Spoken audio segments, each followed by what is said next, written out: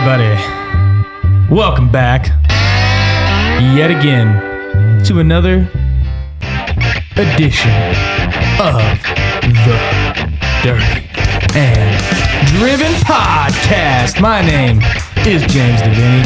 I am your host on this fine Tuesday episode, joined today by my co-host, Deuce Bigelow,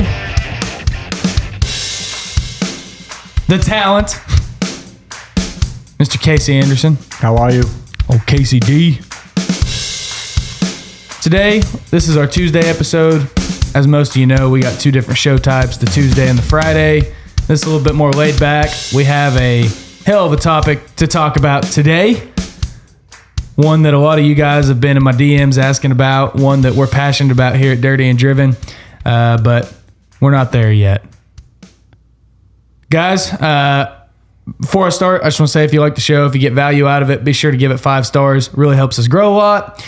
And also, if you want a free sticker, that's still on the table. Just DM us, email us, hit us up on our website, the word sticker, and I will send you one anywhere in the world.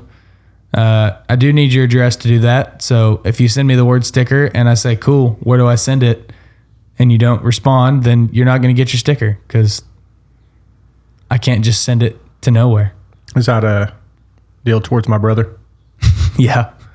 He's not the only one though, dude. Yeah. I've had there's probably been at least 5 that have been like sticker. It's like, okay, cool, man. Where do I send it? And it's like, it'll show red. Yeah. And it's like, what do I do with this? You ought to just send it to a random address. Just, pay it forward. Yeah, exactly. Just buy a phone book and just start sending stickers. Just like, hey, thanks for the support on the Dirty and Driven podcast.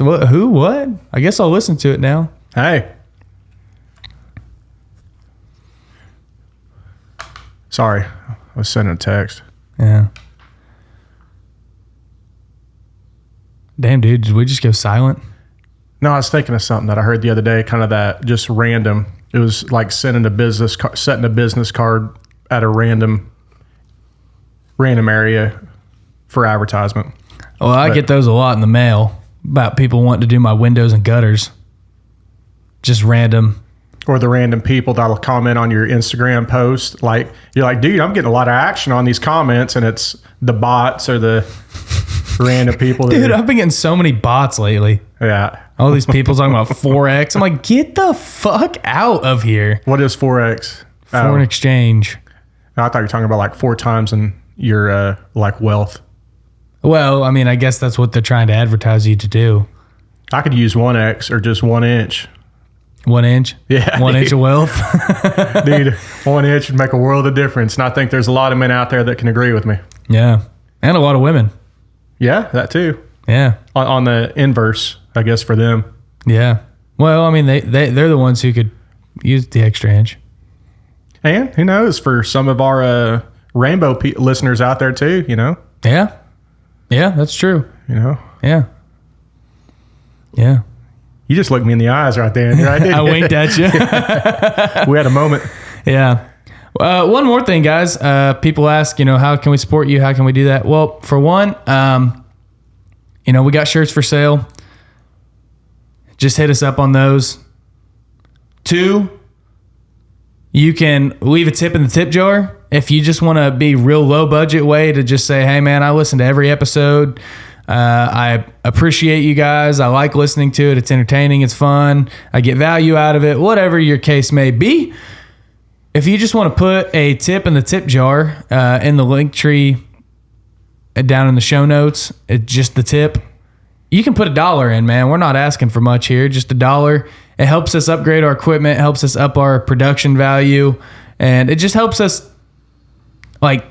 basically run the show, make it better all the time. So if you like the show, if you're a fan of the show, if you support the show, you listen to the show, you've asked for a sticker, man, it's a small thing. It's value exchange. We give you all this content, and I don't care if you put a tip in or not, but value exchange. If you like it, if you enjoy the show, give a 5-star review. Maybe leave a tip in the tip jar if you feel like you want to. And man, I get it. Times are tough. Not everybody can buy a shirt. Not everybody can, spare $1. But we just ask for, even the smallest little things. A little tip goes a long way. A little tip goes a long way.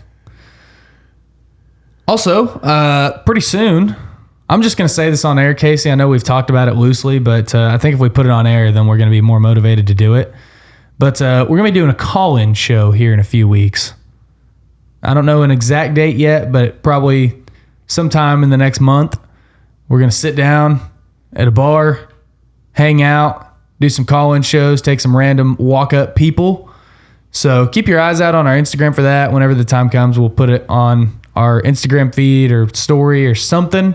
And then whenever we actually sit down to do it, then we'll post a phone number for you to call in on. Also, with that, we may or may not try to get some sponsors for that call-in episode. So if you're interested, then we will entertain any ideas on that. So just hit us up. Are you going to wait till you're done with your 75 hard before we do the call-in bar episode? Yeah. But I'm halfway done. All right. Yeah. So it'd be... Well, you can always have a drink and screw it up and start over again.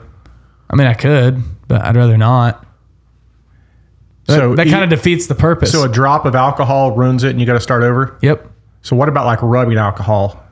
If you accidentally ingest rubbing alcohol, is that considered? I mean, if you drink it, I would... What if you I can't think of any time whenever... And you don't cook out all the alcohol before... What? You see what I'm saying? What would I use? I've never used rubbing alcohol to... I wasn't saying... cook. I'm talking about just real alcohol in general to cook something. Oh. I mean, I don't really do that. All right. I mean, if I did that, I guess I'd have to explore, but... All right. I mean, you usually cook out all the alcohol. Okay. I can think of maybe one time in my life where I've cooked with alcohol, with like wine or something. So one good way to cook bratwurst is to... Oh, the beer bath? Yeah. Oh, yeah. Yeah, get beer in there and boil them. Mm-hmm. Pretty much boil them and cook them in beer. Then you throw them on the grill, turn the old heat out and get your old char marks. Oh, see, I do it opposite. Not I'll put like a deal on the grill, like or on the smoker, wherever, I guess, pellet smoker. I'll get a metal bath, and then I'll turn the heat up, and then it heats up the beer, and then I'll cook the bratwursts, and then whenever they're done, I'll actually transfer them to the beer bath. So it's not boiling beer; it's just kind of warm. All right. So I guess you could do it either way. Huh. Well, damn, that's like the reverse. The reverse. Just kind of like, okay, it's done. Let it sit in that beer bath for a few minutes and soak up the juices. And so what I'm getting at is, so let's say you eat that right after you cooked it. Well, no, so I'm not. That's not on my diet, dude. That fails a lot of things. All right, dude. That's not exactly the pinnacle of health right there. I'm not talking about pinnacle of health. I'm talking about a drop of alcohol. Well, you also have to follow a strict diet.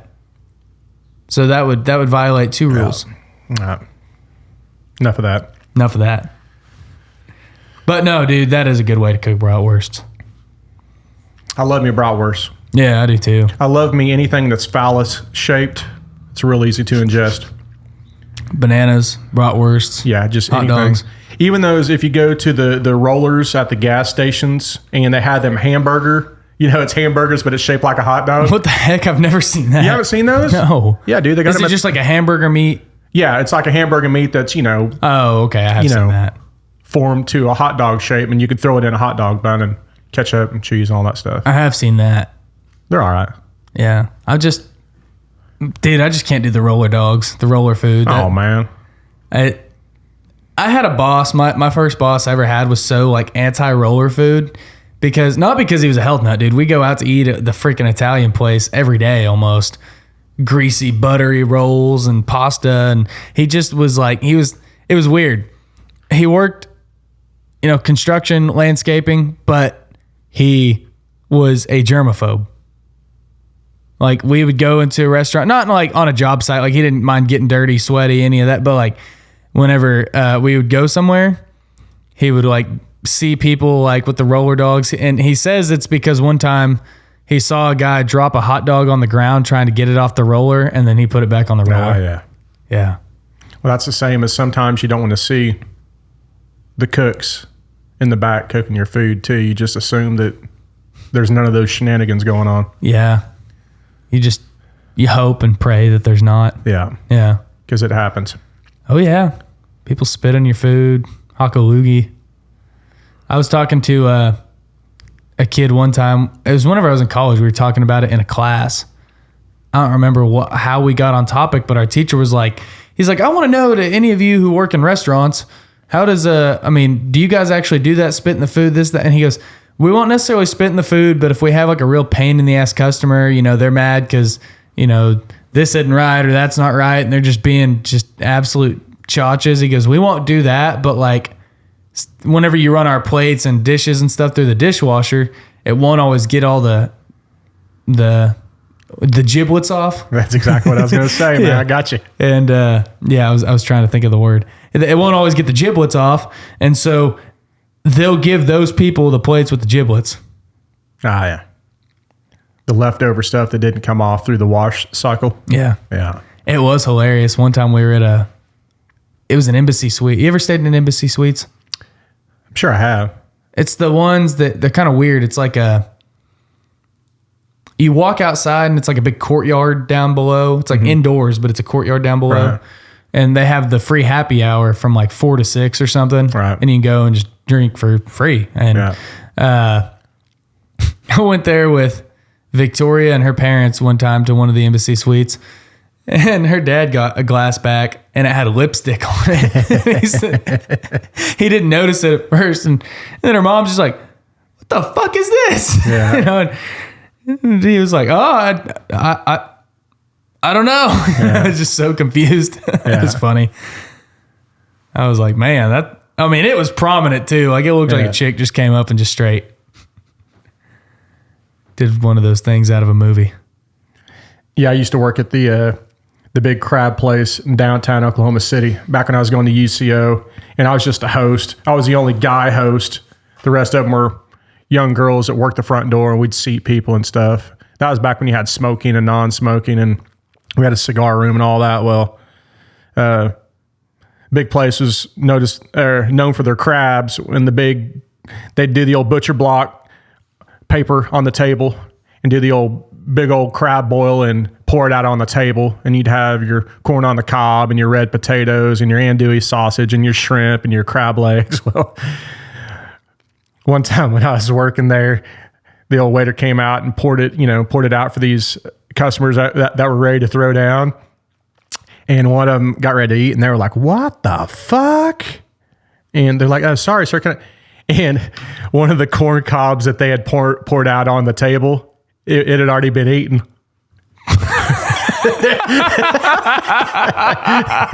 So they tried to recycle their food, but at that one, they're like, oh shit, missed that one. It had already been eaten. Yeah. I've never heard of a restaurant doing like a full boil. They just come dump it on your table. Yeah, dude. Yeah, it's a good setup. So yeah, that's what they do. They'll have a wood table, like this, and put the butcher block paper out on there and just pour it out in the middle. That's pretty cool. Yeah. Yeah, then everybody just dives in. Like I've gone to a place where you can get crab or crawfish, boiled stuff, but it's just like they just scoop it out in a pot and give it to you. I've never been to a restaurant where they just do it for you. Yeah, you just dig in. That's cool.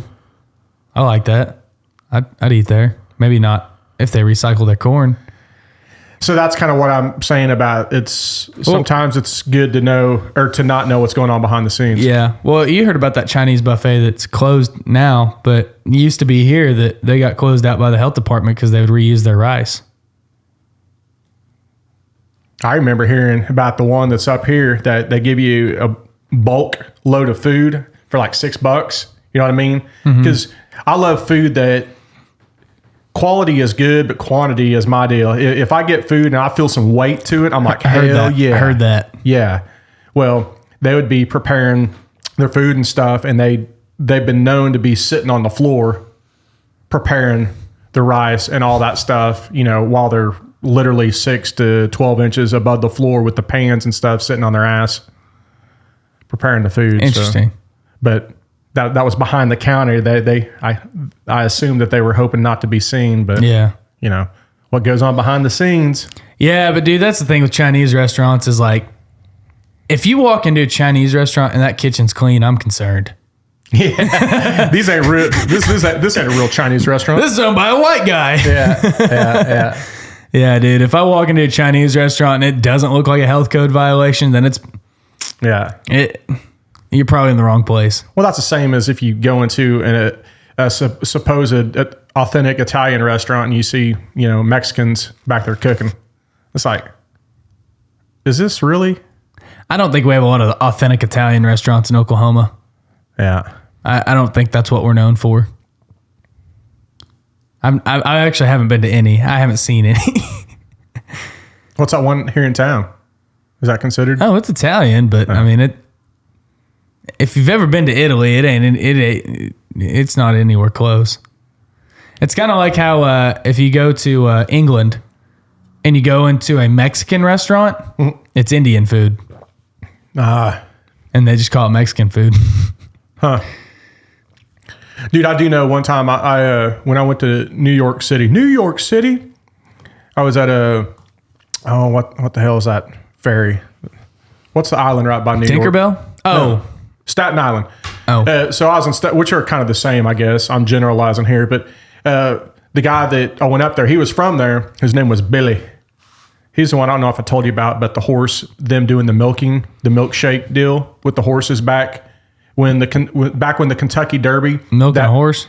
I didn't mean that. Oh, yeah. Where he was juicing the horses? Yeah, that guy. Well, whenever we, and he's got that real Brooklyn accent, right? And he goes, let's go get a pie. You want a pie? And I was like, what's a pie? And a pizza pie. Pie. Yeah, they call them pies. So we went to one of the pizza places there, which, dude, they're everywhere. But it was awesome. You walk in and all the guys, I mean, it's the stereotypical thing that you see when you walk into this pizza.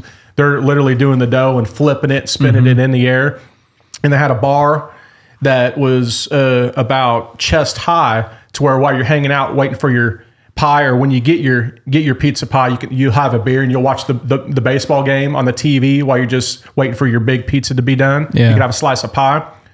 But with that being said, we ordered just a regular, I don't know if it was sausage or cheese, whatever kind of pizza it was, but the red sauce that they used, I have never found any red sauce the same, but it was literally like just a fresh pureed tomato with none of the bullshit, maybe some salt and pepper, something. But the red sauce was so good, but it was like zero heartburning compared to the pizzas that we eat around here that you'll eat it, but if it's red sauce, you'll kind of get that burpy, burning feeling. Yeah. But it was just such a good, clean, great feeling tomato red sauce. Dude, that's what's the cool thing about like good European food. Like anywhere you go in Europe it's all homemade. Yeah. Like even the shit that like, you'd get here that is like our comfort food. This is why people in Europe are skinny. Everyone says, oh, it's because they walk everywhere. Well, no, dude, it's because which Italy has a lot of fat bastards, not going to lie. But but still a lot of their people aren't just freaking tubsters. It's because their food is like real good, fresh ingredients. Like you even go to like a mall. Like we went to a mall food court in Germany. Whenever I went there with Victoria, and it wasn't like a mall food court here where it's like Burger King or Chick-fil-A. It was like, okay, you go up there, you choose which line you want to go through, just like here, and you ask for whichever one you want, and it's all freaking handmade from scratch. Yeah. I mean, it's good food everywhere you go, and it's probably the same thing you're saying. You went to this pizza place, and it was, homemade dough, and they didn't have it full of a bunch of fillers and bullshit. It was just, like you said, it probably was just a blended up tomato, and it was good. Yeah, and see, I have a problem with my older age with heartburn and stuff, and I know what not to eat now, but if anything, I'll tell them light on the red sauce, and I like the red sauce, the pizza sauce, or even like spaghetti sauce. I mean, I love that stuff. But if I could, and I know it probably wouldn't be too tough, but if I could find the same type of red sauce that they had, I still remember that to this day that they had at that pizza place, which literally, it was like just tomatoes that were probably boiled or something and blended up. It was amazing. Yeah, dude. I love that. They have good Italian food up there. I haven't been up there, but they actually have a real like big Italian population. I'll tell you who has a surprisingly good Italian population is St. Louis. They've got some damn good Italian food there. They've got a whole Italian district, which I didn't know that before I went to St. Louis. And then I went there one day and we were asking for restaurant recommendations from a local guy. And he was like, oh, dude, just go to the Hill and choose an Italian restaurant.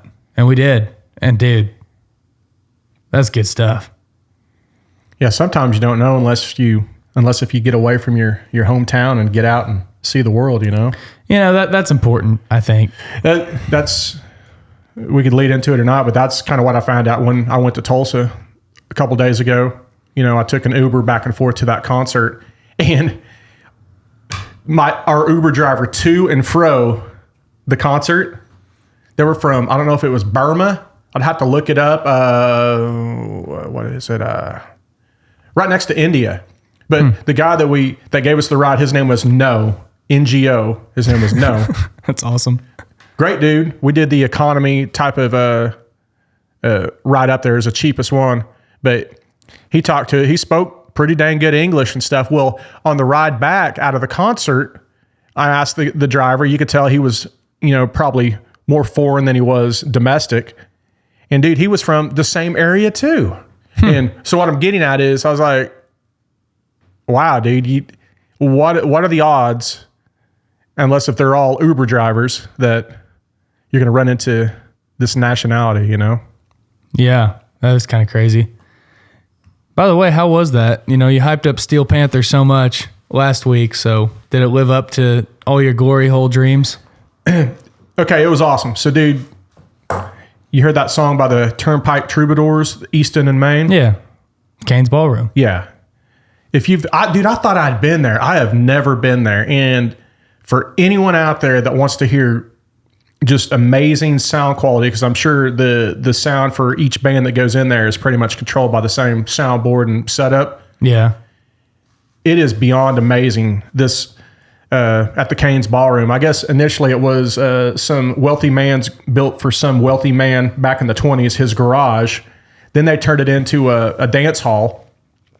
And dude, when they turned it into a dance hall, I experienced it because we were in, we were up in the mezzanine. The VIP? Yeah, we were up there and it was great and everything. But the kicker is the rafters where you're sitting, the rafters that support the whole roof were in the way of seeing the stage. So they had a couple TVs if you're up there to see what's going on the stage, but you really couldn't get the experience. Gotcha. So that's where I texted you that we ended up going down on floor level. You went to be one of the plebes? Yeah. And I'm so glad we did, man, because it was a great experience. With that being said, went up kind of on the floor part of it, not on the side, but, with everybody else. And that floor, whenever the bass would hit or the kick drum would hit and stuff and you're hanging out, you would feel the floor kind of bounce. Really? And it'd be more bouncy than, there's professional basketball courts that have just a little bit of spring to them, just a little bit of cushion. Mm-hmm. These things are beyond a little bit of cushion. It was crazy, but that's the original floor. It has a little bit of spring to it, but it was, whenever it was a dance hall and stuff, they had called it the Kane's Dance Academy or something like that. Well, then that's when Bob Wills and the Texas Playboys started doing their radio show and stuff there. And that was back in I believe the 50s, the early 50s. Then people like Ernest Tubb, Hank Williams, all the great, and everybody, to even Brooks and Dunn recorded a deal a year or two ago. They did a live show there that's on YouTube. You can watch. Van Halen played there. Yeah. So what I'm getting at, it has so much history. And I'm going to answer your question here in a sec. It has so much history, and just walking around when you walk in, I can't remember Max Barbecue. So when you walk in, you smell the smell of this just barbecue. Well, it's got a big restaurant right there when you walk in, to where you can get Max Barbecue, and it's got all different types of fixings you can get. Then the dance hall is connected to it, but you can have food anytime during the concert, during your drinks. You can have this barbecue. Well, it's got all of the old posters and even the current posters of every act that has been there. And it's just, you could for hours just walk and look at all the cool posters that are signed and stuff. Well, with that being said, the band was amazing, dude. Beyond talented. These guys are, although they seem kind of gimmicky and they know how to play the crowd. These guys, I'm a musician, but I ain't a musician. I'm just 5 minutes here, 10 minutes there. But you could tell that these guys are top notch. With that being said, I'm looking up at the walls, and it's got, the picture of Hank Williams, and then you see the Ernest Tubb and Bob, because it's the home of Bob Wills in the Texas. You're seeing all this stuff. And while you're seeing that visually up there on the wall, looking at it here to the left, and in the right side, your right, the right ear is picking up, let's go down to the glory hole. Let's go down to the glory hole. And then going through the back door, you're hearing all these songs from Steel Panther, and you're thinking about, what would Hank Williams and Bob Wills think with glory hole and back door going on at such a historic site. That's hilarious, dude. I kept wanting to call him Sex Panther, not Steel Panther, but that's a different thing. Yeah. Sex Panther was on Anchorman. Yeah. That was the cologne. 60% of the time, it works every time. Yeah. If anyone's around the Tulsa, Oklahoma area and likes live music, and preferably a band that you like, dude, you have got to go to Kane's Ballroom, man. I've never been to Kane's. Dude, it's got, when you get in there, you can just tell there's some history there, man. Yeah. It's such a cool vibe. I've been in the Criterion in Oklahoma City, but I don't think it's quite the same. But still a cool venue. But it's kind of the same setup, bar, big floor, kind of the upper area that only a few people get to sit in. And but it's kind of the same deal. But no, man, I like that. Sounds like it was a neat concert for you. No, it was great. We had a good time. Yeah. And the older I've gotten, the more responsible I've gotten. And if anyone out there likes to have drinks like I do, and my wife does from time to time, Uber or Lyft is the way to go, man. Was this your first time using Uber? No, but okay. I'm letting people. You're saying don't drink and drive. Yeah, that's my message, because dude, we stayed at, I told you we stayed at the casino, and I had my Uber app already, everything's loaded up. And all right, well, we need to leave here in about, I already checked it out. All drivers were anywhere from 3 to 5 minutes away the whole time. So, all right. And by the time I booked it and we were walking towards the door, it was already pulling up. They pulled up, we loaded up. It was a 20-minute drive there, got out. And right once the concert, when we decided to leave, I was like, sweet, I picked kind of a nicer ride on the way back. Right once I booked it, and right once I walked out the door, because it showed it was like 2 or 3 minutes away, right once I walked out the door, there's this badass SUV, Toyota SUV right there. And the guy, that guy, he goes, Casey? I was like, oh shit. I thought, he goes, no, I'm right here. He was already parked there, but he was just waiting for that concert to get out is what he was doing. Yeah. He was supposed to be picking up people that was screwing around, and they never showed up. So he ended up taking us, and then we rode back with him. So it was so flawless, seamless, and I didn't have to worry about parking and drinking and driving and dealing with all that. It was just, that's the way to go, man. Man, my thing on that too, so many people want to risk it, is if you can afford to go to the bar and spend $50 in drinks, and you can afford to spend, what'd you spend, $150, $200 on those tickets probably each? It was $150 total. Probably. Yeah. So if you can afford to go spend $250 on a concert and a couple $100 for your hotel room that weekend, dude, just spend the extra $50 to $100 to just get rides everywhere. Yeah, it was $20 each way, and plus I would tip good, so it was $20 for a 20-minute ride there, 20 for the 20-minute back, and I tip 10. I probably gave them 10 or $15 on top of that. Yeah. I told you I was an Uber driver for a while, didn't I? Were you? Yeah, dude. In college. In Ponca City? No, in Stillwater. Stillwater? Yeah, dude. So I got my start. I'll tell this story and then we can get into our actual topic because I want to spend a little bit of time on it. But yeah, dude. So we have Calf Fry in Stillwater every year, which is a huge music festival for all the out-of-state listeners. Big red dirt, Texas country, whatever you kind of want to call that genre of music. Is it still at the Tumbleweed? Oh, yeah. Okay. So it's the Tumbleweed, which is a big dance hall in our area. Well, anybody from Oklahoma probably knows what Calf Fry is. Big music festival. A big drunk fest that happens to play music, I would say, is what that is. No, very few people go for the actual music, no matter if you like the band or not. You just go to get absolutely shit-faced. Yeah. But it's fun. So one year, it was the first year I did 75 hard. So I'm on 75 hard my junior year of college, and I wasn't 21 yet, so I couldn't drink it there anyways because they're kind of strict on underage drinking at that deal, real strict actually. And so I put a sign on my window that just said DD because I wasn't able to Uber yet officially, and I just told people like $20, as many people as you can fit in the bed of my truck. Like I don't care. And so I would just be hauling truckloads of people from there to wherever in Stillwater. And man, people would give me $50. I got pulled over at one point, and the cop was cool as hell. He was like, yeah, dude, I was supposed to have a guy that we were going to be on Cops tonight, and I was supposed to have a cameraman riding around with me, and then they bailed last minute, and it just sucks. And he's like, anyways, what are you doing?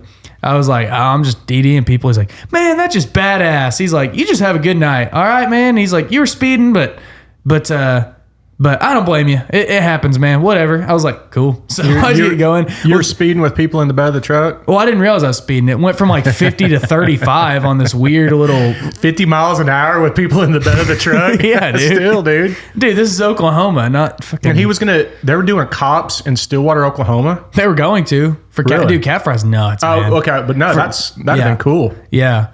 And they were going to do that. I was like, dang, I could have been on Cops. And, the people in the back of the truck were terrified. Like one person in the back seat, I didn't have anybody in the bed of the truck on this one. They were in the cab. Mm-hmm. And one person had a joint tucked in their ear, and I didn't see it until after the cop had already left. Yeah. And I was like, oh, and this was before weed was legal at all. And so we get going down the road. Dude, they just are like, I'm like, all right, thanks guys, appreciate you. This girl that's in the passenger seat, she just throws me a wad of money and just like leaves. I was like, okay. I open it up and dude, it was like $150. I was like, hell yeah.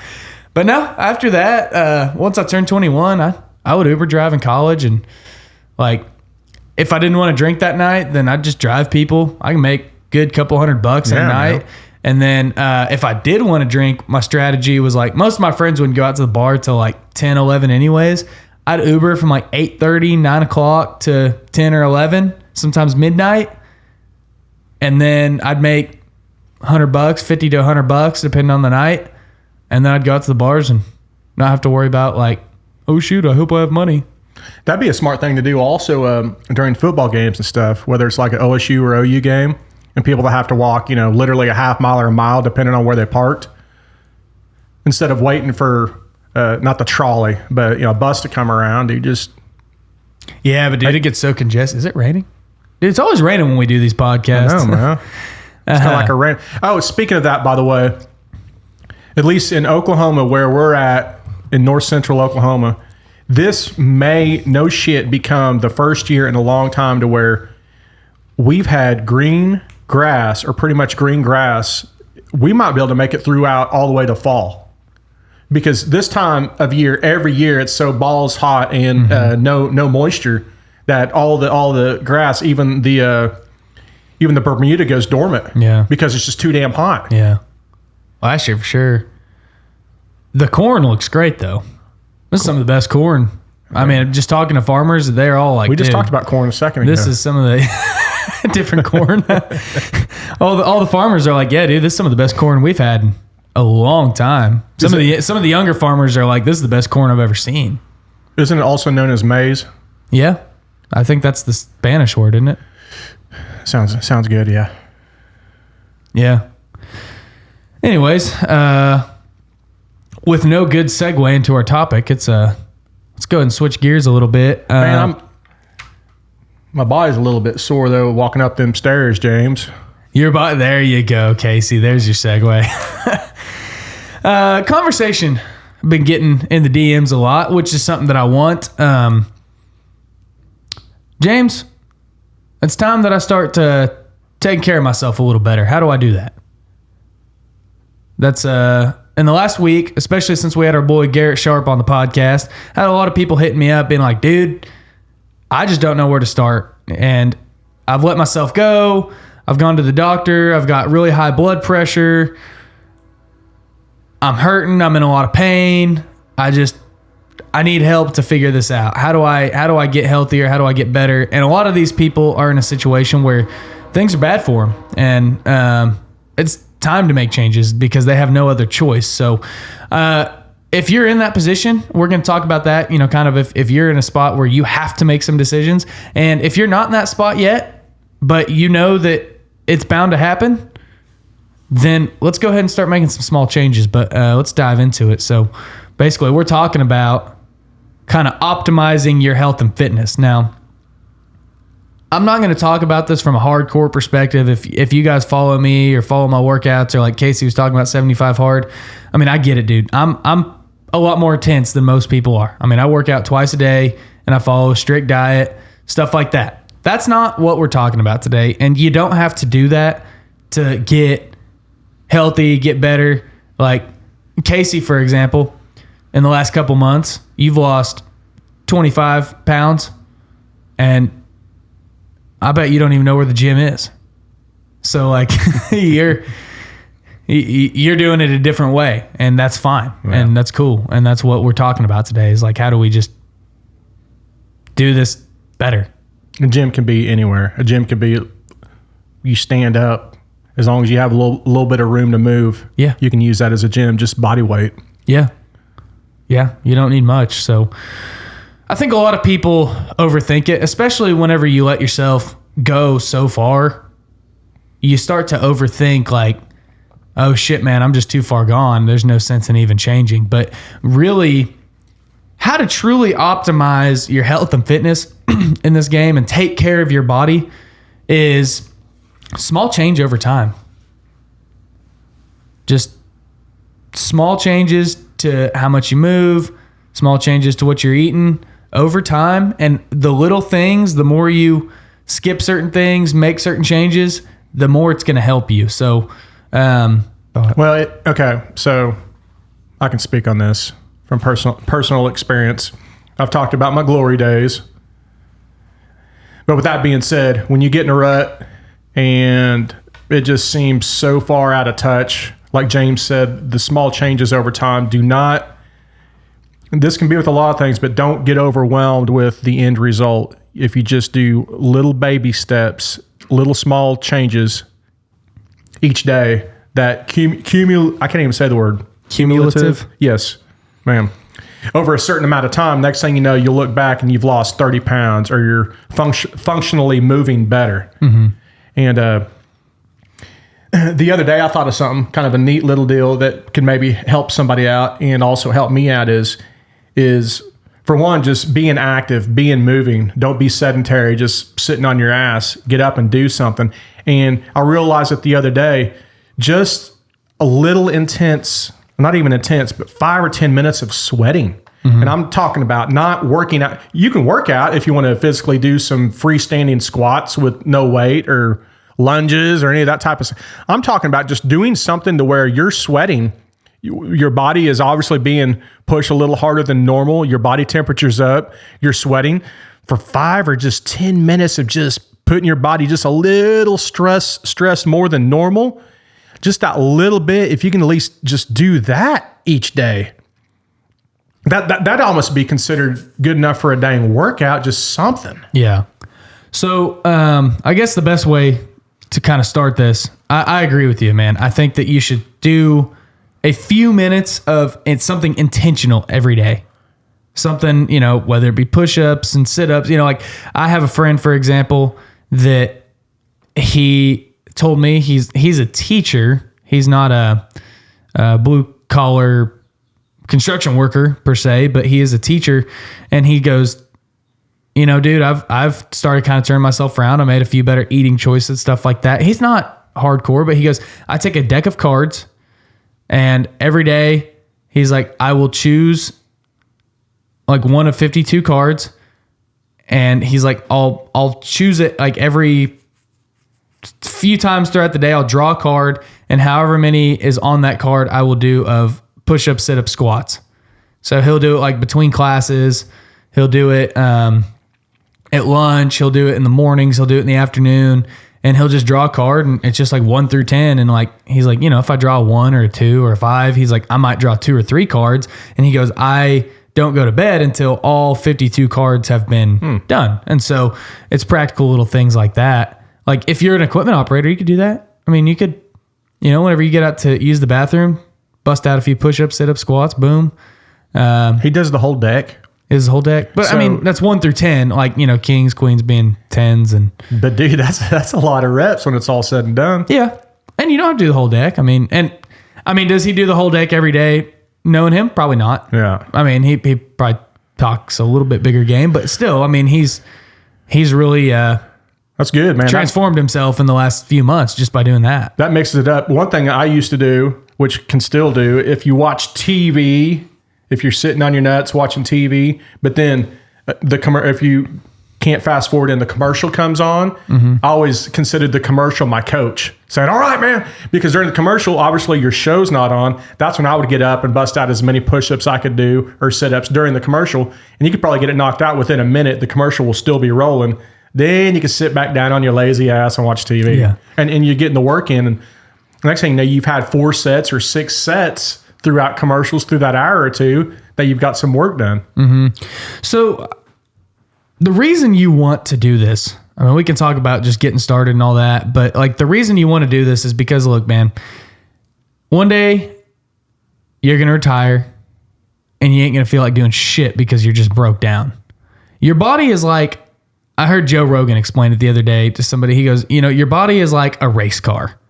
And I love that analogy because we have one vessel to get through this life, and it is our bodies, and if you don't take care of your body, it'll still hump and thump you through this life, but eventually you're going to have some serious problems and you're going to have to do some serious work, or you just kind of keep it tuned up, keep it feeling good, address some small issues as you get them, address some bigger issues as you get them, but then you can keep going. And so if you don't, you're eventually going to break down. You're going to hurt your back, like I have from not taking care of yourself properly. You're going to hurt your shoulders. You're going to get some horrible disease that could kill you.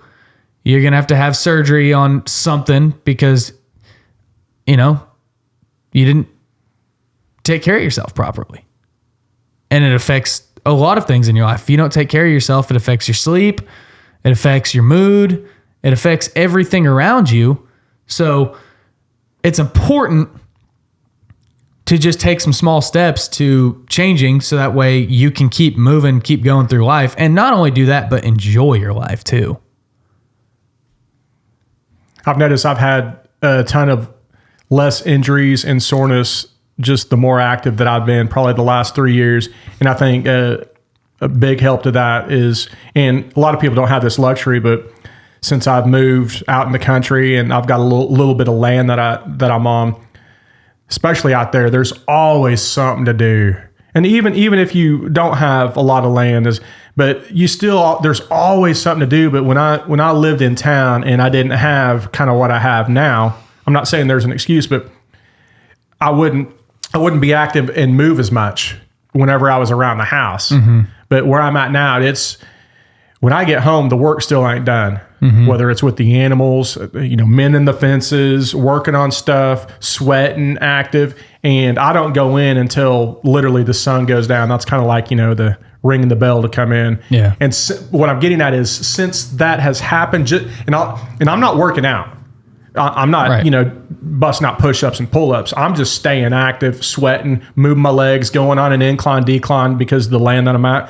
And I'm just moving. But ever since that has happened for about 3 years now, I used to have some back pain and stuff. And a lot of it wasn't because I was lazy, but it was just because I wasn't as active and just functionally moving around. And since I've just functionally just been active and moving, I haven't had any pains, any back pains, any spasms, any of this or that since I'm just physically moving. Yeah. I'm not talking about working. I'm just talking about moving.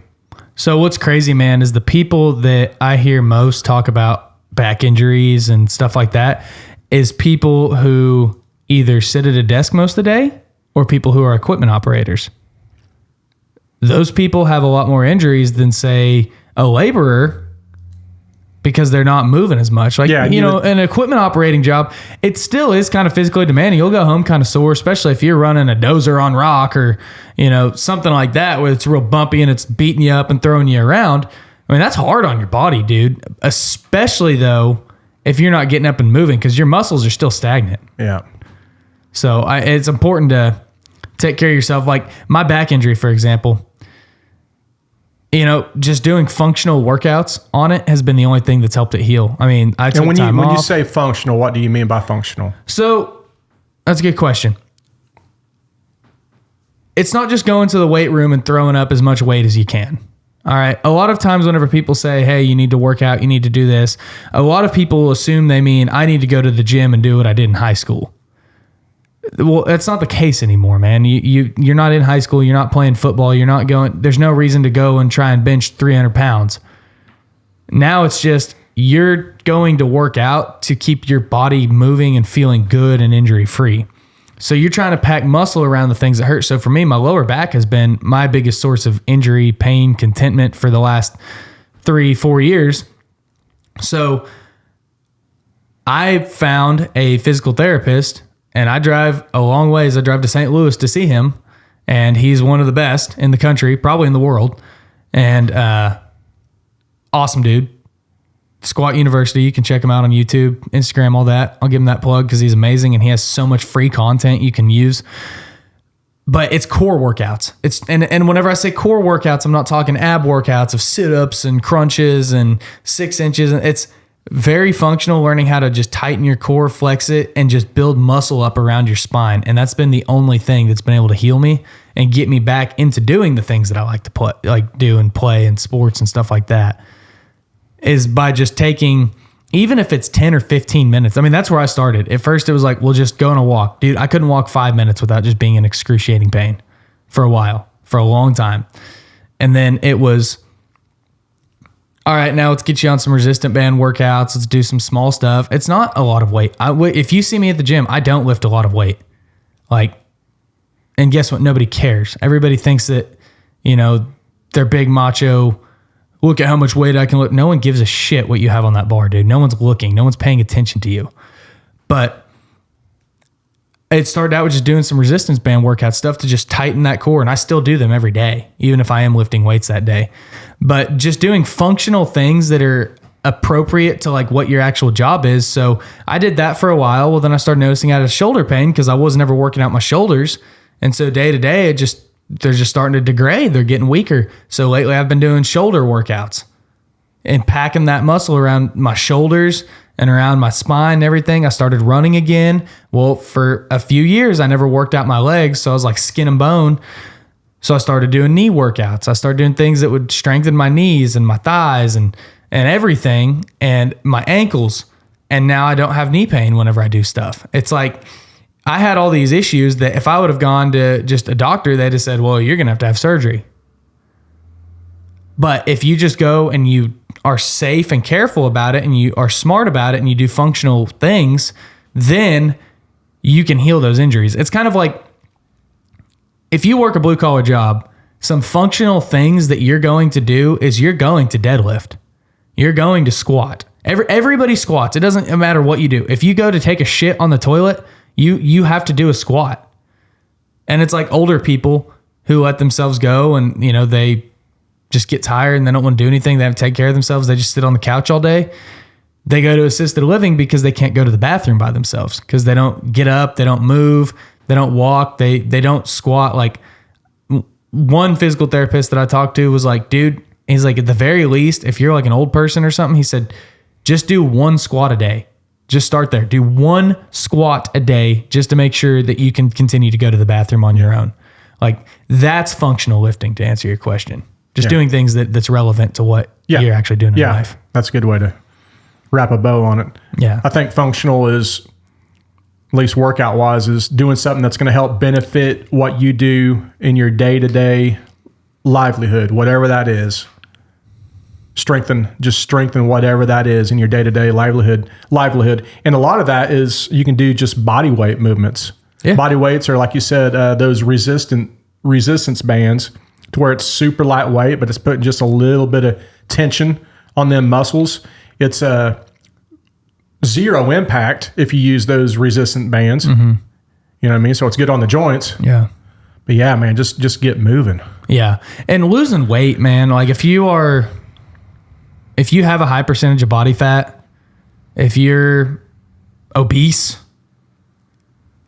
dude, that is so hard on your joints. You have so much extra load on them that it just weighs you down. And so just getting up and moving, man, doing anything. I mean, anything is going to help you. So I would say the first thing is just get started. Just do something. I've heard so many people throughout the years, like I've had coworkers, I've had people that want to talk to me about like, oh, I want to do better. I want to lose fat. And you tell them and it's like, well, just start doing something. Well, I can't do anything because my doctor says that I have a thyroid issue and I can't lift more than 10 pounds and I can't do that. I can't. And they just want to like rattle off all these excuses, all these things. And you're like, just go walk. Just go walk for 15 minutes after work. Just develop the habit of doing something. So that is where I say, just get started. Just do something. Build the habit. Okay, get in the habit of just doing something intentional. I get that you work in the heat. I get that you sweat a lot. I get that you have a lot of things going on. But dude, just take a few minutes to do an intentional workout, whether it be before work, after work. Usually better, I would say, to do before, just because, like, I mean, me, whenever, I was laying asphalt every day, dude, I could not be bothered to go work out after work. I mean, I would try it some days, but it's like at that point, your body's so freaking juiced. It's like you just need to go home and rest. So it's good to kind of get your blood moving before the day starts. It's good to get your blood moving right when you wake up anyways. It's very good for your brain just waking up. Like if you have an early morning alarm clock and your goal is just to roll out of bed and then go in, you're not quite sharp yet. But if you go and even if you spend a few minutes just doing something to get your blood flowing, you're going to feel a lot better whenever you actually get there and you're going to be a lot more attentive and alert throughout the day. But yeah, just get started. And remember, it's not supposed to be easy, even with this intentional doing something. It's supposed to put a little bit of stress. It's supposed to be just a little tough on you. Yeah. Well, it's like we talked about pressure a couple weeks ago. It's controlled stress. Yeah. Yeah. You got to have a little bit of controlled stress in your life. Yeah. To handle the real stress. I mean, the real stresses of life. I mean, and it's the same thing. We were talking about that from a mental aspect of controlled stress, but there's also the physical aspect of controlled stress. You have to control certain stresses because your job is going to put stress on your body. Yeah. But if you do put it through controlled stress, you can handle the natural stress a lot better. Yeah. But yeah, just develop a habit, man. Just start doing something every day, whether it be a walk, whether it be 25 push-ups, less. I mean, whether it be one squat, just develop a habit of intentionally spending 5 to 15 minutes on it. Like, I think that was something you asked me a couple weeks ago was, well, what about that guy? What about that guy who says, I don't have time. I already work a lot of hours a day. Dude, 5 minutes, you can do something in 5 minutes. Yeah. I was still getting at the guys, the real labor guys that are in the heat doing physical balls to the wall labor from sun up till sundown. But you had a good answer on that. Yeah. And the good answer was, if anything, just do some functional movements just to get the blood flowing. Mm-hmm. In addition to, hopefully before the day gets going, get that knocked out, then do your labor day. I'm not talking about the guys that are sitting in the cab working all day. I'm talking about, or in the truck all day. I'm talking about the guys that are with the damn shovel, back breaking, balls sweating, life sucking, physical labor. Yeah. Because that's allowed. But I said that, but I would, at least back in the day, I'd still get my work in even after roofing all day, Mm-hmm. Yeah, but it's not, but like also if you are doing that all day and you're not having issues, like I think it's good to still this is like maintenance, okay? Like again, race car analogy. All right, you can take a car on race day, you go round and round, or, let's say it's an endurance race car and you're racing every day. Every now and then you still got to take a step back, do some maintenance. So like if you start feeling that shoulder pain because you shovel all day, well, let's look up a few videos. Let's find some stuff that we can do to address that shoulder pain before it gets worse, before it gets out of hand. You get some low back pain. Well, let's find some stuff. What can we do? Like I do a little quick workout every single day. It takes me 5 minutes before I start actually lifting to kind of strengthen my lower back. And for a while, I would just do that before I'd go to work because I couldn't do anything else. I would just start with that and it would just strengthen and it would get me through the day. And so like there's things like that you can do to help heal you, help get you feeling better. It's just maintenance. You got to maintenance your body. And then also what ties into that, to that guy that is that, because that's something I hear a lot is, dude, I'm very physical job. You know, I get 20,000 steps a day just from shoveling and walking and back and forth. And like, I'm lifting things, I'm doing that. You know what, dude? I doubt the Indian tribes were going to the gym every day. All right. Like, human nature, I think that we have to work out now, a lot of us, because we are not active enough in our day-to-day life. But I mean, if you are the guy that's a laborer, you're a roofer, you're a framer, something that you're walking back and forth a lot, you're carrying heavy things, and you are active all day long, you know, I still think there's benefit from going to the gym. And I personally, I believe you still should do some sort of 15 minute workout every single day, but maybe you don't want to do that. Okay, fair. But this is where like your diet and stuff comes into play. Yeah, that's where I was going to go. If you're being that active, let's say we're doing the old 20,000 steps and you're laboring all day, physical and stuff, but you're not happy with the way you look, and it could be because of fat content, you're obviously doing a good enough workload that you need to take care of your diet. Yeah. Well, to see results. Food heals you too. Well, okay. What do they say? I can make up a number, but 65-70% of your body is your diet when it comes down to it. Well, it's most of it. I mean, they always say that like abs, for example, is 85% kitchen and 15% weight room. Yeah. And that's true, man. You can be as strong or as weak. Like, I've seen dudes that are not very active at all and have abs, and I've seen dudes that are in the gym all the time and they're still chubby. I mean, it depends on what you eat. Like, you know, a lot of power lifters. You see a lot of guys, they're going to these powerlifting contests. A lot of them don't eat super healthy, or they really have a high carb deal, or maybe they're on a bulk and they're putting weight on. Yeah, it's a lot of that is what you're eating. So if you're working these high stress jobs and you're not fueling your body properly, you're going to have issues too.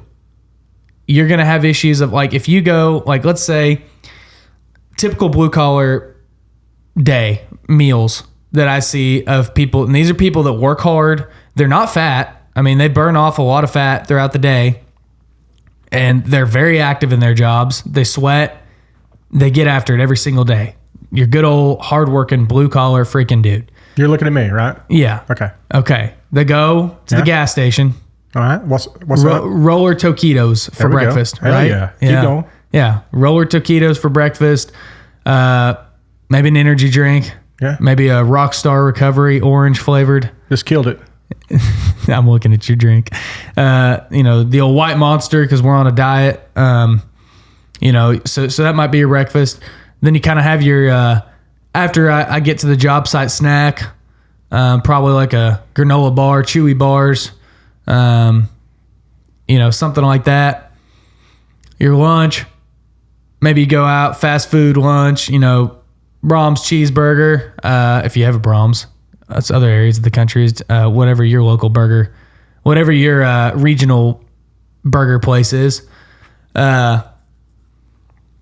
You know, that might be their lunch, or maybe it's a couple sandwiches and a bag of chips if you can't leave the site for lunch. That was mine for a long time. Sandwiches, bag of chips, and a cosmic brownie. It was the same every day, and it was great every day.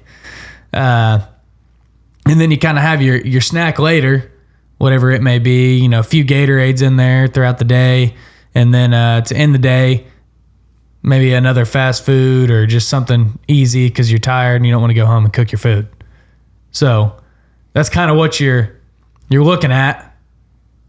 So you're not eating a lot of real food. You're not, like we talked about earlier, you know, a lot of things in America is shitty ingredients, shitty quality stuff. And so you could be eating real food to really optimize yourself, even if it's the same stuff, man. Like, I tell guys all the time is like, you know, well, dude, I just love cheeseburgers too much. I just can't get, well, dude, I love cheeseburgers too. I eat a lot of cheeseburgers and a lot of French fries. But instead of going to the fast food place and getting them, I'll make a whole bunch of them at the beginning of the week. I'll make cheeseburgers, put them in the fridge, and heat them up as I go. But it's a lot better quality ingredients than getting it from a fast food place, because those fast food places put so much shit in their food. And then like the fries, I'll cook them in the oven or the air fryer. So it's not just in deep freaking oil, nasty, gross, like tasty stuff. It's you know, real food. It's a potato. So you can optimize what you're eating by just eating real ingredients. Just make the switches. Even if you want to make a pizza, dude. I mean, every now and then I'll make pizza. It's homemade. It's the dough will be 2-3 ingredient dough, homemade, fresh stuff. It'll be the same like you're talking about earlier. I'll make my own sauce. I'll make my own toppings, and it's a lot better option, and it tastes better than going to Domino's. Yeah, and you feel better too. You can, you know, even also substitute the hamburger buns with a lettuce. Yeah.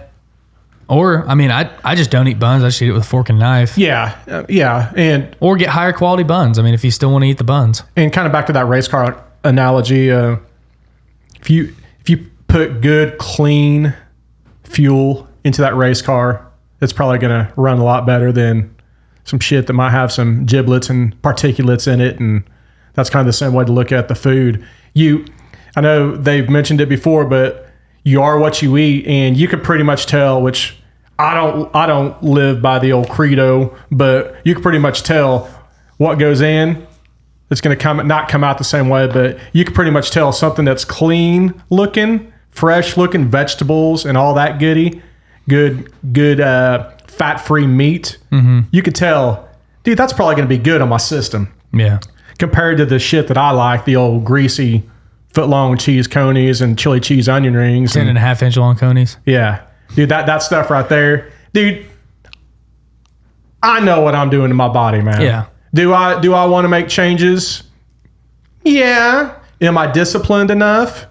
No. But let me ask you this, Casey. Are you doing it every day? Are you getting a foot-long Coney every day? Yeah.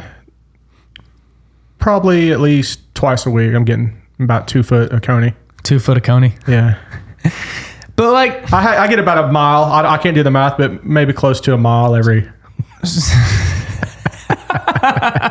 How long would it take you to eat a mile of Coneys? Let's do the math. That'll be our listeners' math question. How many foot-long cheese? How many Coneys? years is it going to take me to get to 1 mile of Coneys? 5,280 divided by 365 days in the year. Yeah. Yeah. So, I mean, look, dude, and like, I'm not a Nazi. Like, I'm just saying, like, you know, for example, I don't eat that stuff because I am kind of obsessive. So if I start eating fast food, for one, it makes me feel like shit anymore. But two, I'm the kind of guy that like, I'm an obsessive personality. So that's why I don't drink a lot, because if I start drinking, I want to drink.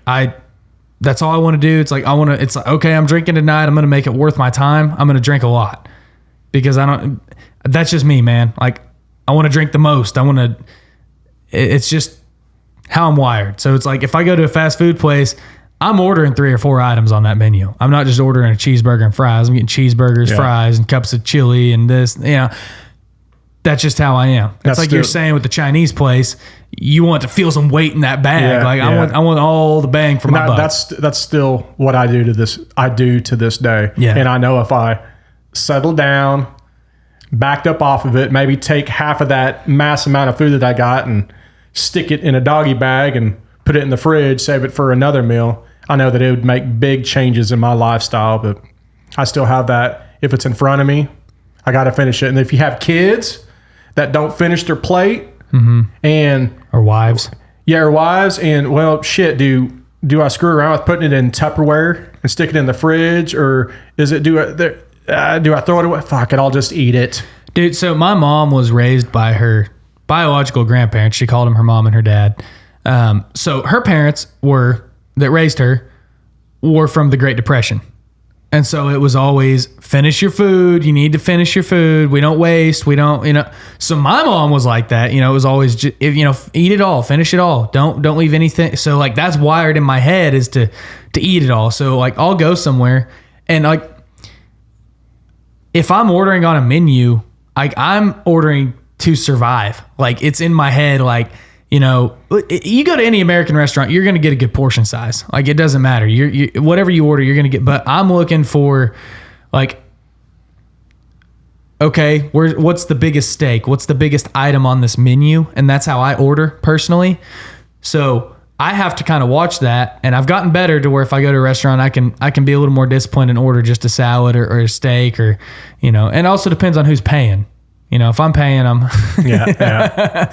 But that's just how I am. Is like, is this going to be enough food to hold me over? As if like I don't have food at home, or I'm not going to be able to eat later.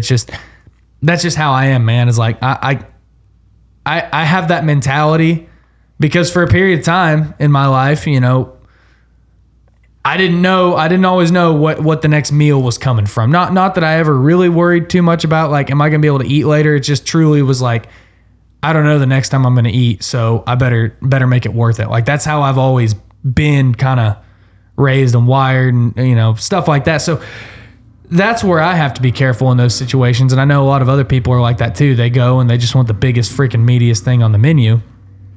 So I'll do that too. And what'll happen is I'll get the biggest thing, and for that short amount of happiness, I'll be happy throwing down, eating, and I'll eat till I'm already full, but there's still food on the plate. Yeah. And I'll push myself past that. Then I'll feel miserable. Yep. Then I'll have the guilt of after I finish that and I feel like a fat bastard because I am, then I'll be like, God dang it, dude, why didn't I just settle down before I got full? Or why didn't I order that salad and something light instead of eating this greasy ass thing? And I'll know it. I'll know even when I order it, even when I'm in the middle of eating it, and when I finish it, I'll know that, God dang it, dude, why didn't I take that other option? Yep. I do it every time.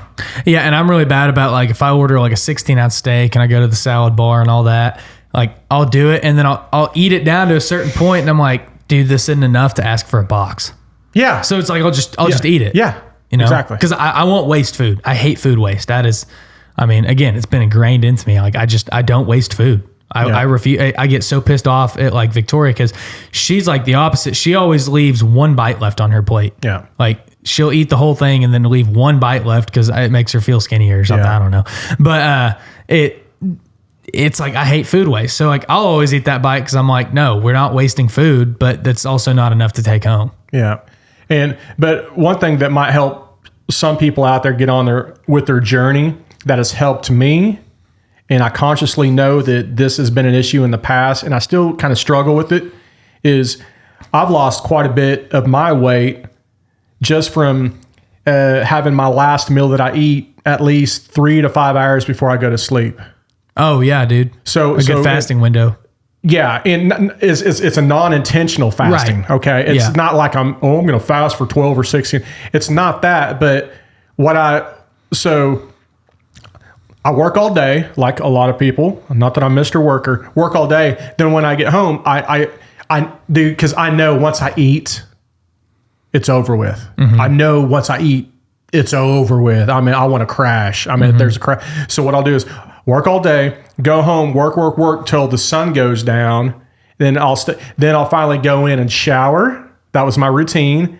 Then I would eat. Then I would be passed out 20 minutes after I ate. Gotcha. So I would throw down on a big ass meal, then crash. Mm-hmm. And then that is, from what I've read, that's like the worst thing that you can do for your body is eat a piss pot of food, then pass out, because if you don't give that food time to digest before you lay down, you won't get as beneficial sleep because your body is actually working, trying to digest that food while you're supposedly sleeping.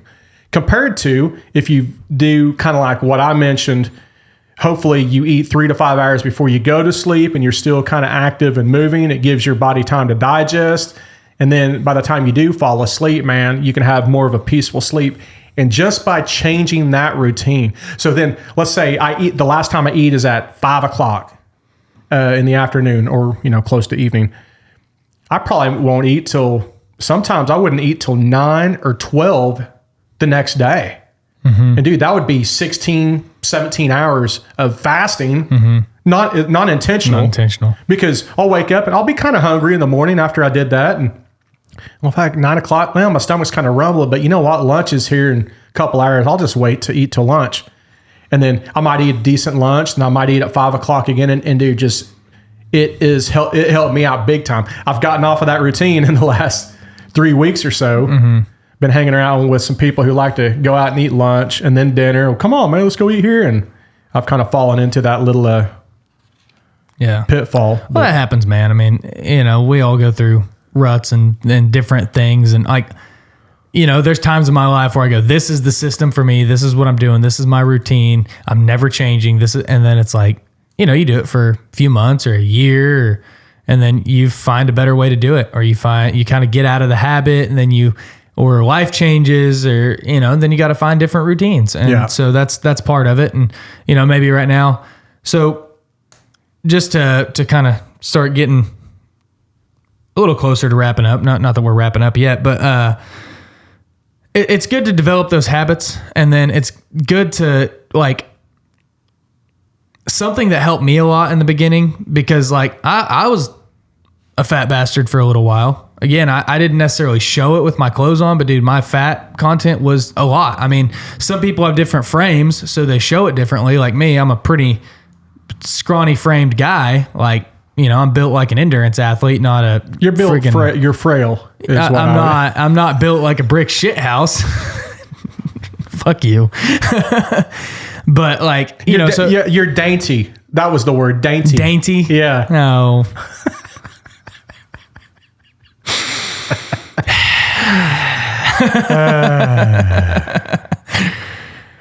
I think you meant to say wildly handsome is how I'm built. All right. Yeah. All right. We'll go there. Yeah.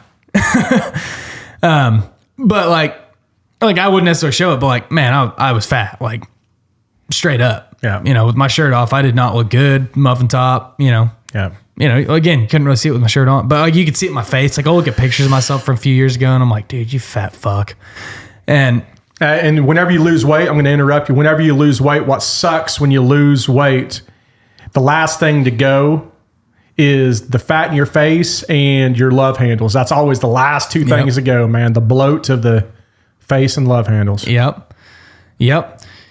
So what I'm getting at is like some of the easiest swaps you can start doing, not even swaps, but like just adding certain things. Some of them are swaps, adding certain things to your diet. So you don't have to change it all overnight. And I think that that's where a lot of people start to go wrong is doctor says I need to go on a diet, and most people don't know how to do that. So it's all I've been eating is salads lately, and all I've been, doing is this, and I've been eating all I'm allowed to eat is fish and salad. And it's like, dude, I'm sorry, but that's not sustainable. I am a red-blooded Oklahoman.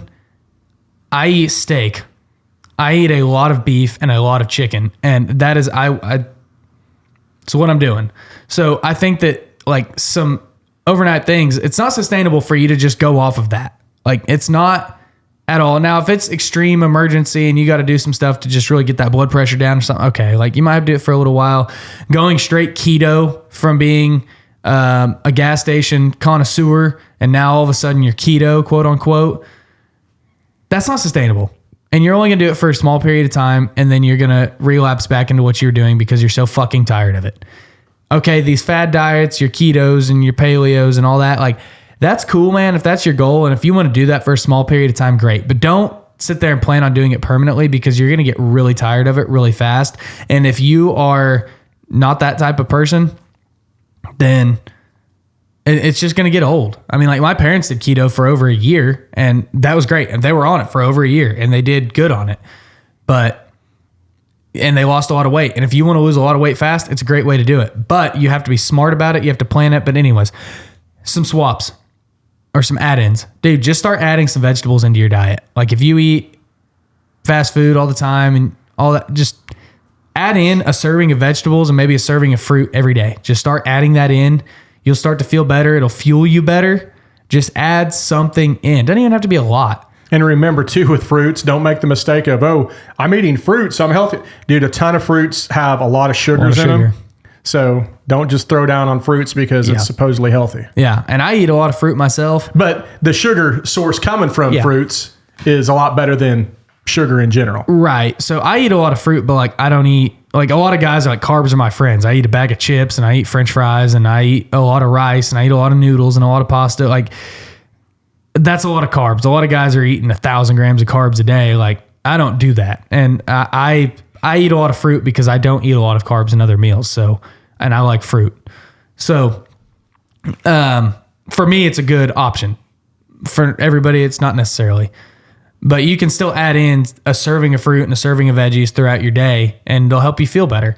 And then also another swap is like maybe you already do that. Man, eat the organic stuff. It's better for you. It's got a lot less bullshit in it, and it doesn't have the pesticides. It doesn't have a lot of the stuff in it.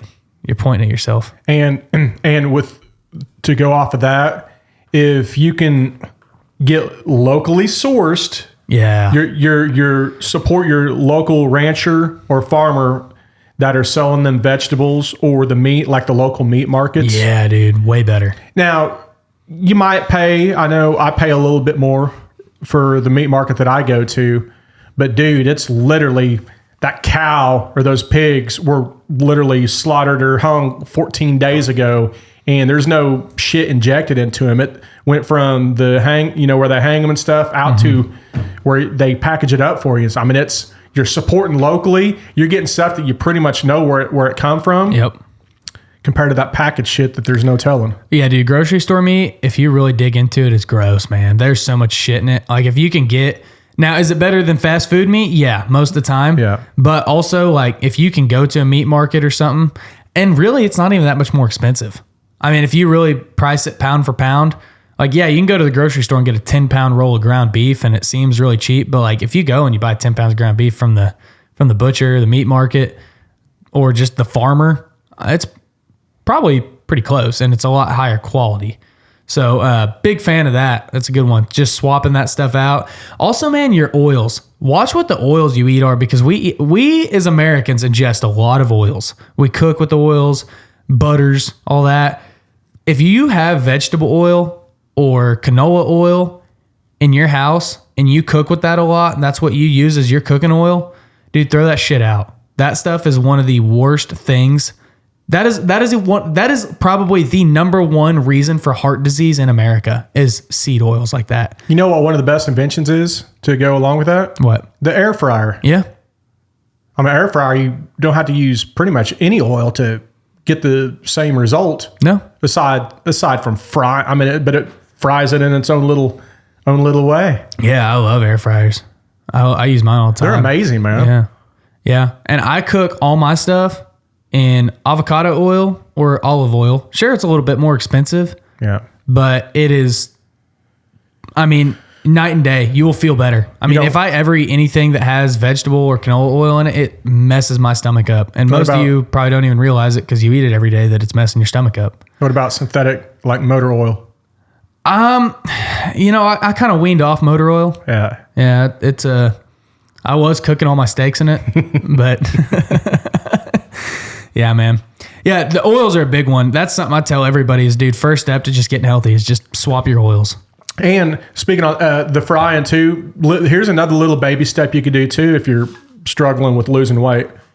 Get away from frying. If you do cook, step away from frying. One of the best meals I love that my wife makes, it's a shake and bake, skinless, boneless chicken thighs. Shake and bake. Yeah, and you don't even have to do the shake and bake, and you don't, even if you want to be more healthier, get away from the chicken thighs or drumsticks and do the chicken breast because it's more of a white meat than the fattier dark meat. Mm-hmm. But she'll put some tin foil on a little platter. She'll put shake and bake all over the boneless, skinless chicken thighs, and she'll stick them in the oven and just cook them in the oven instead of frying them.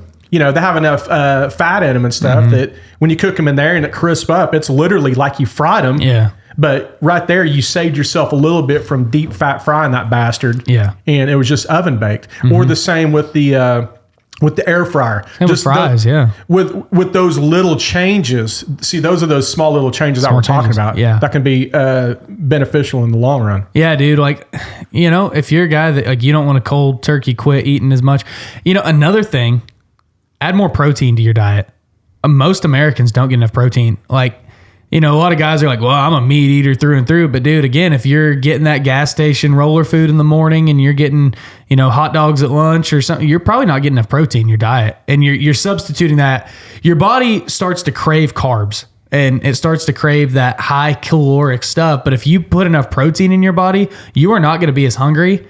And also protein, your body works harder to break down those protein blocks. So you're actually burning calories as you're eating protein. So add in some like my dad came to me the other day and he goes, man, like I eat mostly healthy, but like I'm still trying to lose weight. And he said, I heard that upping protein will help me. I said, yeah. I said, you should eat they say the ideal amount of protein is like whatever your goal body weight is, you should eat that many grams of protein. Now, if you don't count your shit, whatever, just add in some protein snacks, beef jerky or, a protein shake. Like really hitting your daily goal of protein can be kind of hard sometimes. If you like I count my calories, like I said, sometimes it's hard to hit that protein goal. If you just go through like your day subconsciously and you're not getting like a lot of meat or a lot of eggs, like I eat 6 eggs every day, 2 pieces of bacon for breakfast. I eat either ground beef or like a small like 6-ounce steak or like some chicken for lunch.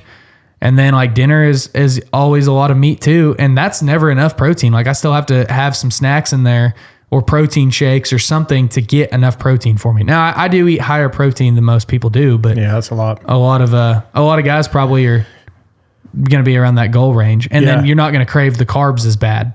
Yeah. Back when I was working out, that was pretty much, a gram of protein. And it's tough to get just through meats and stuff. And that's when you substitute the protein shakes. Mm-hmm. But then you get the protein farts along with it. Well, yeah, and it depends on the quality of protein you're getting too. Yeah. Like I used to eat just cheap ass protein bars whenever I didn't know what I was doing, because that's the thing, man. Getting healthy is so overwhelming sometimes. And so like that's why I say small steps over time, because you look at it and it is overwhelming. And I look at 75 hard. If you stray off your diet at all, period, you have to start over. Well, I look at shit that I ate the first time I did 75 hard, and now I would consider it a failure if I ate some of that stuff. But at the time, I just didn't know, because I've learned so much in the last few years about that stuff. You get better as you learn, but you don't ever go anywhere if you don't start. And one thing I've learned also is with the protein kick, I'll usually probably once a week I'll have a big grill day to where I'll cook a bunch of steaks, maybe some hamburgers, hot dogs or bratwurst, chicken, sometimes pork. I'll cook a piss pot of food, way more than my family can eat in a damn day. Yeah. But meal prep, I'll have so much leftovers that it's good for at least a week or so. And you can make so many different meals from that mass amount that, it took you, by the time you prep and cook, probably took you 3 hours total round trip with everything. But when it's all said, then it's like hell yeah, I got this in the fridge, I got that. And throughout the whole week, you always have food. Yeah. And that's one of the biggest things that like blue collar workers need to learn, is just the art of meal prep. Just, have a grill out, dude. I mean, even if you invite your buddies over and you're going to drink some beers and hang out, like invite them over, like grill out, but just say like, yeah, this is for you guys, but like, or, with your family, whoever you want to grill with, just make it a whole thing, make it a fun day, meal prep you a bunch of stuff. Or if you don't want to do that, then just go ahead and throw a bunch of shit on the grill. You can cook a lot of stuff at one time. Yeah. Before I got married, all I ate was grilled meat and vegetables. Yeah. I mean, that is my whole diet, and then eggs and bacon. And I would cook it all on Sunday. I'd spend a couple hours to do it. Sometimes it wouldn't even be a couple hours. Sometimes it'd be like an hour. Just throw a bunch of shit on the grill, cook a whole bunch of eggs and bacon, put them in Tupperware, and then I got it every day. I'm like a lot of guys. I leave my house at 5 a.m. and I may not come back till 8 p.m. So that stuff's got to be ready. Yeah. And then I can just grab the stuff out of the Tupperware. I've got it for the day, throw it in my lunchbox, take it with me to work, take it with me if I got meetings that day. Then I just have it in my truck, something to where I'm good to go, man. Like I don't have to worry about it. And then it's not, oh shit, I don't have anything to eat, I better stop at the gas station. Yeah. So preparing for it is huge. But yeah, man, just make those few swaps, make those few little changes. Just get yourself set up for success. Just to kind of sum all that up, man, just take care of your body, make somewhat of a plan. Even if it's a loose plan, just say, you know what? I'm going to walk 10 minutes today. I'm going to go for a 10-minute walk. I'm going to jump rope for 5 minutes. I'm going to do 50 push-ups today. I'm going to do something, and find something you enjoy. Just like I said, with your diet, eat things that you like. If you like cheeseburgers and you like wings and all that, that's great. Just make them a different way. Just stop getting fast food stuff. Make them in the air fryer. Make them on the grill. I mean, avoid the seed oils. Avoid the vegetable oils, canola oils, deep fat fryers. Just make a healthy, clean swap. And like, you can still eat the shit food, the pizza and the hamburger and the wings, but make them in a better way. So, yeah. And also, if you're kind of like me and you're not, you don't have a plan and you're not real strict on working out, if you have don't make it a fleeting thought to where it goes in one ear in your brain and then out. If you're kind of like, oh shit, dude, I haven't worked out, I ought to do some push-ups. Do it right then and there. Yeah. And I've been doing that recently to where when I'm kind of like, fuck, I'm a lazy bastard. Maybe I need to, I'll get up and I'll get it knocked out. It'll take me 30 seconds, 45 seconds. After that, I'll stretch, flex a little bit, squeeze the old muscles. The old stretch and flex. Yeah, dude. And dude, I just knocked it out. Instead, it's really easy to have that thought kind of go in one ear and out the other. Then you might not ever get it the rest of the day. But if you can kind of act on that stuff, man, it'll help. Yeah. Just make it intentional, man. Just do something intentional to build the habit. And as you build the habit, you'll start to enjoy it more. It'll start to get easier and you'll get better. And find something you enjoy. Like, maybe you don't want to get up, or maybe you're like, for Victoria, for example, she is really good about going to the gym if she has an accountability partner. If she has someone with her, she will go to the gym every day. She doesn't want to let that person down, and they meet and they go. Before she had that, it was, hit or miss. Some people are like that. For me, I hate working out with other people because I'm usually in a time crunch and I don't have much time. So I try to optimize it, and I'm a lot faster just by myself. But some people like need to find a group activity. Maybe some guys, a couple of years ago, we had like 4 guys that would, as soon as they got off the asphalt crew, they'd go to the gym and play basketball. And they would go play, and that was their exercise. They'd just go play basketball. Some people, especially people with mobility issues, are really enjoying pickleball. We were at a pickleball tournament yesterday with Victoria and one of her coworkers. And I mean, there's a lot of people there that they're not playing other sports. There's a lot of people there that aren't in the best of shape, but they're getting out and they're moving and they're getting a lot better. And dude, you're not going to believe this. The healthcare industry took a serious dip in the last year, a noticeable dip in income, and they traced it back. Can you guess it?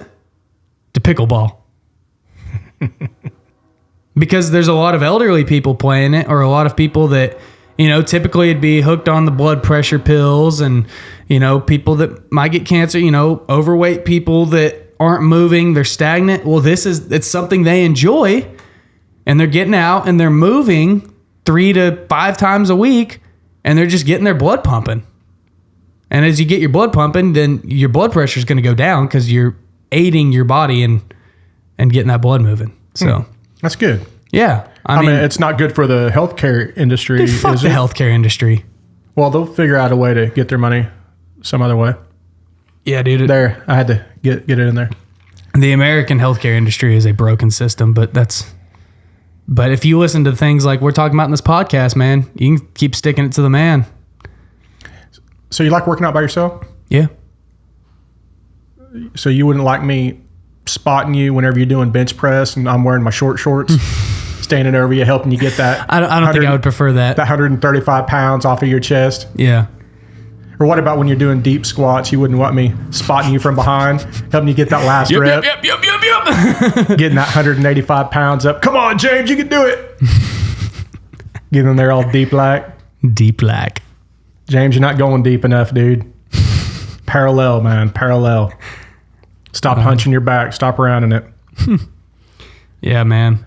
So just small changes over time. And something else I do just want to hit on, and then we'll wrap this up. Two last things I want to hit on, then we'll wrap this up, is one, it won't happen overnight.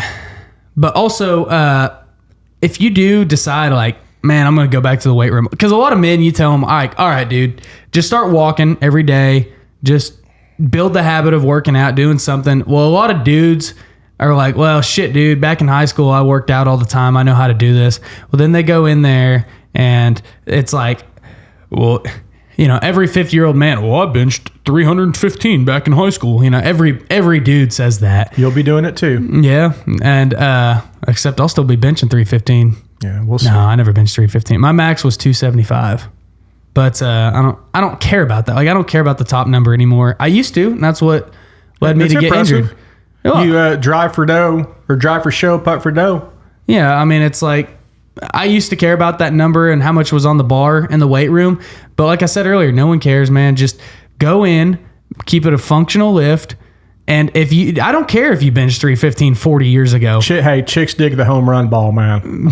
You can strike it every time, but as long as you hit a home run about every 20 at bats, man, that's what chicks dig. Yeah. They dig those numbers, man. Well, a lot of people go in there like the old drug addict. Like, you hear about like guys that were hooked on drugs, and it's like they got clean for a few weeks, few months, couple of years, and then it's like they go back to they decide they're going to try it. So it's like, oh shit, man, give me the same amount I did back whenever I was heavy using, and then it like overdoses them, right? Damn. Yeah, that's how Nikki Sixx died one time. Wait, but he's still alive. They brought him back to life. He legally died. Yeah, because he like got clean off heroin, then he decided he was going to use it, and then he used like the same amount that he was like used to, and then it like overdosed. It's the same thing. People go into the weight room and they're like, oh, well, I used to do this, and then they go in there and then they try to do it and they like hurt themselves and they get injured because they're trying to lift way too much. Or people will go play pickleball for a company function or whatever, and they'll pull a hammy. Because they used to be able to do it. And Victoria pulled a hammy yesterday. Oh, man. It's real, man. Yeah. It'll happen. That muscle atrophy. Atrophy. What does atrophy mean? It's when it's whenever you don't use a muscle for a long time and it pretty much goes stagnant. Like, let's say I had a foot surgery one time and I couldn't use my right leg the whole time, and my calf muscle pretty much shrunk to the size of my shin bone because it was just atrophy. You were not using that muscle whatsoever. So when you don't use something for a long amount of time, it'll just shrink up. Yeah. So yeah. Then you can't expect to, if you don't use that muscle for a long time, then you expect to do a dynamic, impactful movement like pickleball or start and stop and real dynamic. If you don't use that muscle that you used to use all the time, I compared it to a rubber band. And if that rubber band isn't nice and stretched and lubed and being elastic, and you go from not using it to a quick dynamic, it'll just snap and it'll pop it. Yeah. It's real. Yeah. Yeah. Last thing I want to just touch on too, and then we're done for real, is another part of taking care of yourself too is like when you're on the job site, especially if you're running power tools, jackhammer, you're around loud equipment, man, put your earplugs in, put your glasses on. Even if you go to like a loud concert, stuff like that, take care of your ears and your eyes because you only get one set. And yeah, sure, you can get hearing aids, but do you really want to wear hearing aids? I don't. The older I've gotten, the more PPE, personal protective equipment, conscious I have been with myself. Mm-hmm. I have. And all those years I didn't at least wear glasses or hearing protection or even gloves. I used to be, I don't need gloves. Bitch mittens. I'm a man. Yeah. But dude, I have so many packs of nitrile gloves, like anywhere from 6 to 8 or 9 mil thickness to where, they got a decent thickness. Dude, if I'm doing anything kind of, we're greasy or fuck it, dude, I'll put those things on. Or even when I'm preparing meat at the house, dude, I'll put my gloves on and I'll prepare the meat, depending on which meat it is. I'll put on a new pair and I don't have to worry about washing my hands or it. It's so much cleaner and easier. It protects your hands from chemicals and all that good stuff. Yeah. The same with your eyewear or long sleeves, or anytime I'm crawling under houses now, I've got coveralls dedicated to crawl under houses. I've got masks that I wear. Are they the big perfect respirator? No, but it's better than fucking nothing that I used to do. Yeah. It's a lot better. I mean, my hearing is not as good as it should be for being 25 years old because I've worked in the industry for a decade now, and I didn't, back then, whenever I was younger, up until recent years, it was, I'm not going to wear bitch mittens. I don't need gloves. But like, I've got a buddy, dude, whenever we were 18, he sliced his hand open building fence. because he wasn't wearing gloves, and it's still just a huge scar on his hand. It still bothers him, and that's been years. Well, it's tough when you need something with dexterity if you're holding nails or screws and shit. Yeah, you don't wear a glove on that crap. But I'm not saying all the time. Also, I have something here that's perfect. And also for hearing protection, if you just want to put in earbuds to drown out, the loud noise that's going on, put in earbuds and put on the Dirty and Driven podcast while you're doing work. There it is. That way you can drown out that the train that's going by or that loud excavator and, hopefully gain a little value while you're working. Yeah. Yeah, buddy. Yeah, buddy. And if you're working, then that probably means you have $1 to spare to put in the tip jar. Yeah. So... And get this free sticker, slap it on, little sticker. Advertisement, word of mouth, it helps. Put it on your hard hat, put it on your a lot of mechanics got them on their service truck doors now. It's kind of safety, got a little bit of safety orange in it. Safety orange, yeah. If you want a high-vis shirt so you don't have to wear a vest necessarily, then we've got some of those too. Yeah. So we're doing it all. We've got PPE. All right, guys, thanks for listening. If you get value out of this, if you know somebody that can maybe benefit from this, or if you have more questions, this is a very big, dense topic. Like I said, there's a lot of, we could talk about this for hours on end, but if you got value out of it and you're enjoying it and you can take a few things and apply them to your life, then great. Be sure to leave us a review, share the show, consider putting $1 in the tip jar. And also, if you want help, if you got questions, if you want help on this kind of stuff, hit us up, man. Shoot us a DM or an email. Like, we're down to help you kind of just make those small changes in your life. If you got a few small questions, and if you really want to get serious and you want to consider just kind of some personal coaching and stuff like that, hit me up, and I'm down to do that for you as well. Just meet with you every week or two on a 30-minute to 1 hour phone call, depending on your needs. And I'm here for just some affordable coaching to help you just maximize your life and help you do that. Got a few people that we've been doing that with and helping out, and it's made a big impact in their lives. And so I'm down to do that. Yeah, you can find me at KCD369. At KCD369. You can find us at Dirty and Driven on all channels, and you can find me at JL Deviney if you want to see some of my workout stuff that I do, because I post most of it on there. All right, guys. Any final thoughts, Casey? By God. By God.